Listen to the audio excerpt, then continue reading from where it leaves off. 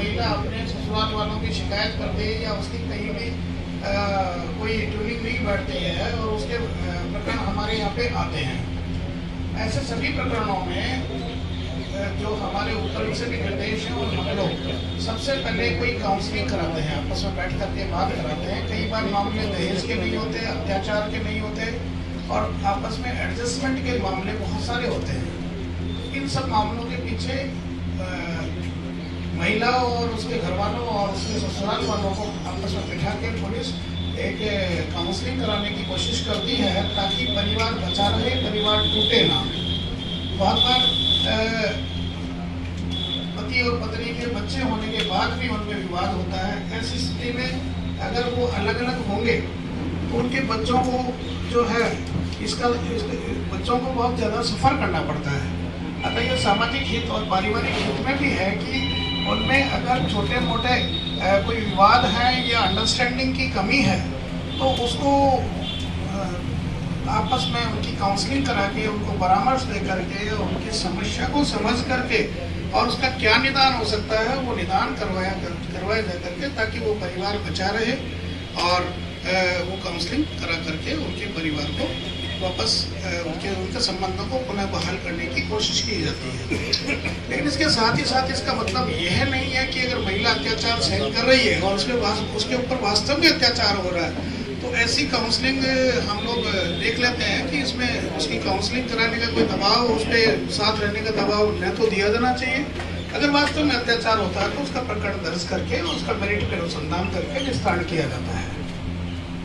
अन्य जितने भी महिला संबंधी चीज़ें हैं और कई महिलाओं के साथ छेड़छाड़ और दूसरी चीज़ें हैं, उनके लिए पुलिस की टीमें लगातार सजग रहती हैं और पुलिस की ओर से विभिन्न प्रकार के ऑपरेशंस भी चलाए जाते हैं।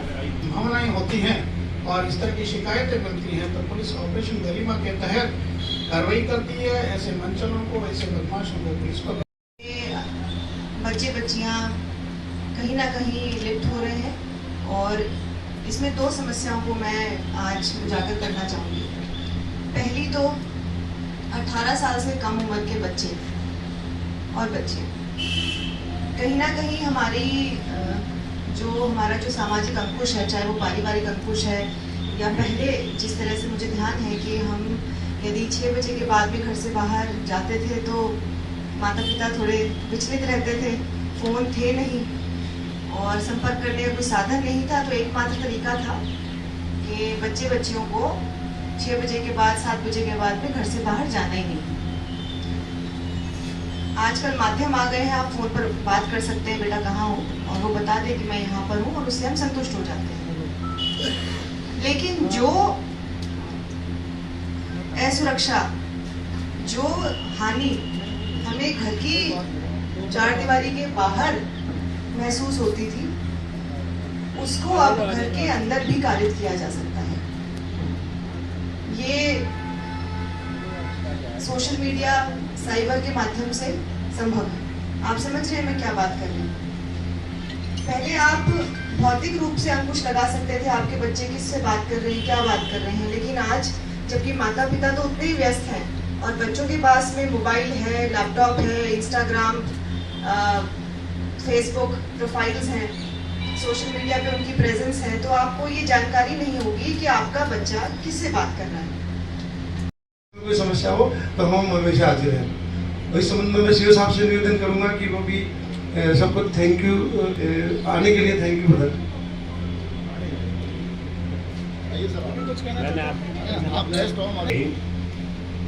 आदरणीय एसपी मैम, आदरणीय एडिशनल एसपी साहब, सीओ साहब वाली, एसएचओ साहब और मेरे साथीगण और जो आम नागरिक यहाँ पधारे हैं, उन सभी का मैं सबसे पहले तो हार्दिक धन्यवाद करता हूँ कि आप लोगों ने अपने व्यस्त समय से समय निकाल कर यहाँ पधारे, यहाँ उपस्थित हुए।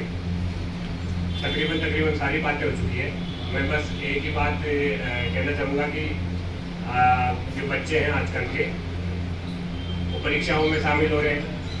तो परीक्षाओं में शामिल होते हैं तो हमारी भी एक अपेक्षा होती है माता पिता की कि मेरा बच्चा बेहतर प्रदर्शन करे, मेरिट में आए, या फिर नीट एग्ज़ाम है, या फिर IAS है, RAS है, या और भी कोई जो प्रतियोगी परीक्षाएँ हैं, उनमें शामिल होकर अपना नाम रोशन करें और ऊपर ये जो मेरिट है उसमें अपना स्थान बनाए।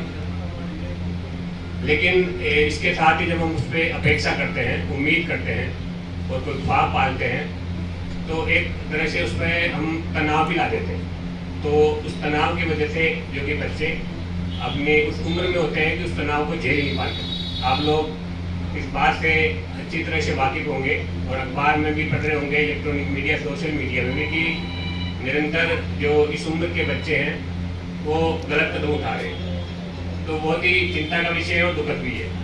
तो मैं आप जो यहाँ उपस्थित लोग हैं और जो इन बातों को सुनेंगे मीडिया के जरिए भी, उन सबसे निवेदन करना चाहता हूँ दो पुलिस की ओर से कि अपने बच्चों से अपेक्षा रखिए, लेकिन इतनी रखिए कि उन पर कोई तनाव नहीं आए। इसे बहनों और पत्रकार बंधुओं, मैं आप सभी का स्वागत करता हूं।